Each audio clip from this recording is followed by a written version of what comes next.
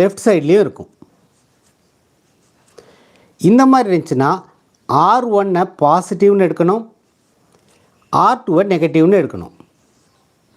This is a sign convention. Universally it has to be accepted. It has to be followed. So இந்த sign கன்வென்ஷனை நம்ம apply பண்ணால் தான் focal length கரெக்டாக வரும். ஆனால் நமக்கு கொடுத்துருக்குற லென்ஸுக்கு R1ம் R2வும் ரைட் சைடில் இருக்குது. அதனால் R1ஐயும் R2வையும் நம்ம பாசிட்டிவ் அப்படின்னு எடுத்துக்கணும்.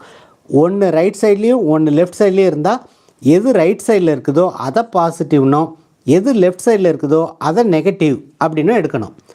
இந்த லென்ஸுக்கு R1ம் R2வும் right side of the lens இருக்குது. லென்ஸினுடைய டயக்ராமே இப்படி தான் கொடுத்துருக்காங்க.